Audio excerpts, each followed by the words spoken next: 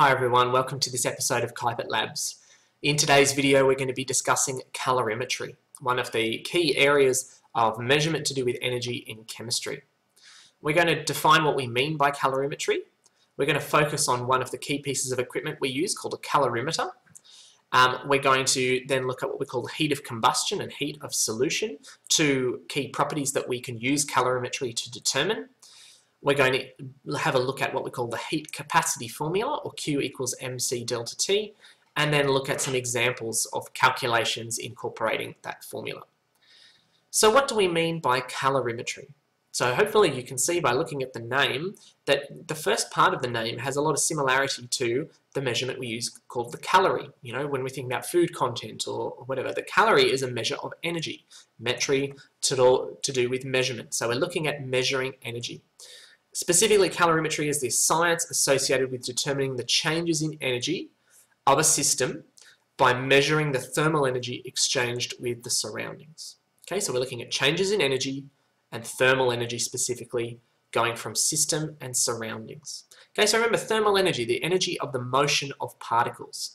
We're looking at how thermal energy goes into or out of a system, which is typically we're looking at the particles, the atoms or molecules or ions that are involved. Okay, it involves the use of this piece of equipment called a calorimeter in order to make these measurements of thermal energy changes. And by monitoring the temperature change specifically, we can then infer or work out the energy transfer that's been happening in this case. So this is a simple diagram of one type of calorimeter. Now, calorimeters come in lots of different specific designs depending on analytical accuracy, depending on equipment, depending on exactly what we're trying to measure. But we have a couple of different features here. So we have a container, and we have a container that's made up, so we've got a container that's made up of an insulator. So typically some sort of material like styrofoam is one simple example like we might experience in a lab. Otherwise we can use like double-walled kind of metal designs like you might have in a drink bottle to keep things cool, or you know, double-walled glass to keep things hot. The idea with that is that it helps to prevent energy transfer from outside of the container being a factor in the accuracy. Okay, we've got a sample of water, which is the thing that is absorbing, so it's absorbing the thermal energy changes. So it's absorbing energy that's given off by a chemical reaction, or it's also a source of energy that can be absorbed by the chemical reaction, and we can measure its temperature change very effectively. In order to measure the temperature change, obviously we need a thermometer or some sort of way to detect that. You could use a temperature probe, or some sort of actual technological device, or just a simple alcohol thermometer is very straightforward.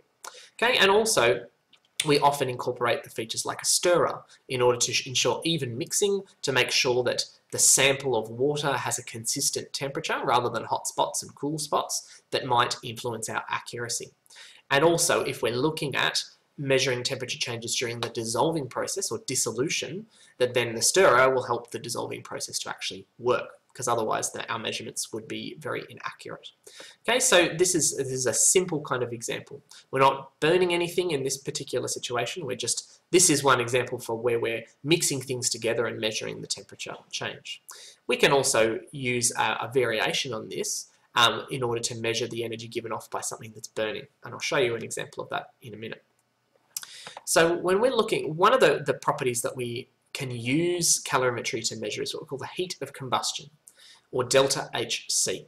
Okay, this heat of combustion is the thermal energy that's transferred from a substance during its combustion. So as it is burning, so we've lit it on fire and energy, heat and light is being transferred, we're actually measuring how much energy is involved in that. We're typically expressing it in units called kilojoules per mole or kilojoules per gram if we're wanting to look at it in terms of mass. Because depending on what we're looking at, what sort of an application we want to, those are two different ways that information might be useful. Okay, so this is one way that we could do it. So we have a spirit burner containing an alcohol or something that we're burning. That thermal energy is being transferred to a container of water that we're measuring its temperature. Okay, and so by measuring the temperature change of the water in here, that then we can work backwards to look at how much energy must have come out of the ethanol during the burning. Now you can see that with a simple setup like this, that it's a bit fraught with experimental error. That's part of your job to be able to analyze this process and understand more about what's going to make this more accurate, what's going to make it more valid. Okay, but the heat of combustion is one type of measurement we can look at. Heat of solution is another one. So we saw the example of the calorimeter I showed you just before. That's a setup that will help to measure this. The heat of solution is the thermal energy that's transferred during the dissolving process. So it's not a chemical reaction as far as we're not making new substances, but we are separating a crystal into its component ions, surrounding them by water molecules or something like that. But in all the examples we'll look at, it will be water. Okay, so how much energy is involved in actually causing that crystal to come apart? It could be exothermic, that is making the water warmer, the surroundings warmer. It could be endothermic, which makes the surroundings colder. That is, we might have to put energy in order to actually separate those ions from each other if it's a very stable arrangement. And so we're looking at being able to monitor that change. Because it could be exo or endothermic, that then the sign of this energy change can be plus or can be minus, as far as is the system gaining energy or is the system losing energy overall. And so now we introduce what we call the heat capacity formula, which is a maths formula that we can use to help do the calculations that we need to in this area of calorimetry. Okay, so we say it's Q equals mCdeltaT, that is m times C times delta T. So Q is this thermal energy that we're talking about. So the raw amount of energy that's being transferred into or out of a system in this particular process. M is the mass of the substance that is absorbing or releasing the energy. C is what we call a specific heat capacity, or it's a particular property of the substance that is absorbing or releasing energy that relates to how much energy does 1 gram of that substance need to lose or gain in order to change its temperature by 1 degree or 1 Kelvin. And so this varies from substance to substance, but the idea is that then it's consistent for that substance. So water, for example, which we'll see in a moment, has a specific heat capacity of 4.18 joules for every gram to go up by 1 Kelvin or 1 degree Celsius. Okay? And then delta T over here is the change in temperature. Now, we have the same temperature units here and here. You would remember that 1 Kelvin is the same size as 1 degree Celsius. So they're kind of equivalent in this situation, because the idea here is that this is a temperature change, not an absolute temperature, but saying, all right, well, so as it goes from 25 Celsius to 0 Celsius is the same as it goes from 298 Kelvin to 273 Kelvin. It's the same amount of change. Okay, so it's actually simpler than you probably think, but it's just, I've written it here just for consistency. I could put degrees Celsius in both of these situations. Okay, so Q equals M times C times delta T. Okay, so specifically we're going to be looking at water as one example. It's not the only substance, but it's the main one we're going to focus on. Okay, so a 200 gram sample of water was heated from 22.0 to 55.0 in temperature. How much energy in kilojoules was absorbed by the water? Okay, so we're going to be looking at Q equals mc delta T. We're going to substitute in the values that we know. We know that the mass of the water that's absorbing the energy is 200 grams. The specific heat capacity is a constant value of 4.18 joules per gram per degree Celsius, or per Kelvin. And the temperature change is the difference between the final temperature and the starting temperature. So 55 minus 22. So we get 27,588 joules, but the question asks us to express that in kilojoules. So for every 1,000 joules, we have 1 kilojoule. So rounded off, we have 27.6 kilojoules of energy absorbed. Okay, so the water has absorbed this much energy and it's increased its temperature by 33 degrees. Okay, now let's have a look at an example of where we are, so we're looking at combustion. Okay, but this one asks us for a little extra information at the end to calculate the molar heat of combustion of butane gas, which is the thing burning, in units of kilojoules per mole. Okay, so we have a mass of butane gas, we have a mass of water, we have a temperature change from 25 to 72.5. Okay, and so there's a couple of steps that are involved here. Let me walk you through it. First thing, we're going to be using Q equals mc delta T.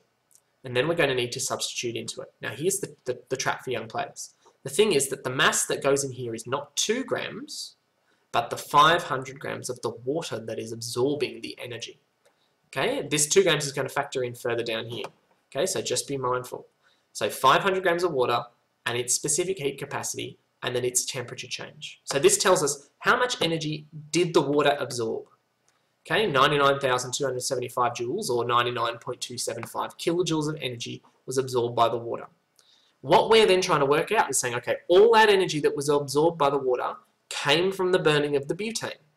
And so therefore, that's that heat of combustion of the butane, that amount that came out of there is directly compared to the amount the water absorbed. We're assuming that there's no middle ground. What you'll see when we do this in real life is that assumption is not valid, but we don't always have much choice. Okay, and so now what we want to say is, all right, well, this much butane released this many kilojoules, so 1 mole of butane releases that many kilojoules. Okay, so we've got to work out, well, how many moles of butane was doing this burning, was releasing this energy. So we know that we have 2 grams, and then the molar mass of butane we can calculate from its formula. So 4 carbons and 10 hydrogens. Okay, so we have 0.0344 moles with extra decimal places I haven't shown. Okay, so then the heat of combustion is in units of kilojoules divided by moles. So divide the number of kilojoules by the number of moles, and round it off we get 2,250 kilojoules per mole. That's the molar heat of combustion of butane using this data. Okay, so we can see that there's more steps that are involved here.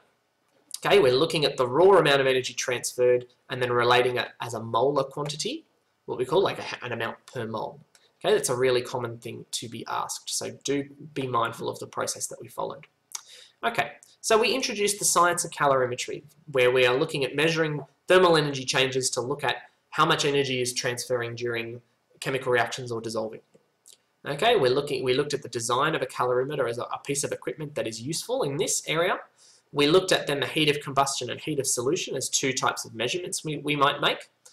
And then we introduced the heat capacity formula called Q equals mCdeltaT as a formula to calculate the energy transferred, and then looking at some practice examples to show you how it's done. All right, thanks very much for watching. Bye for now.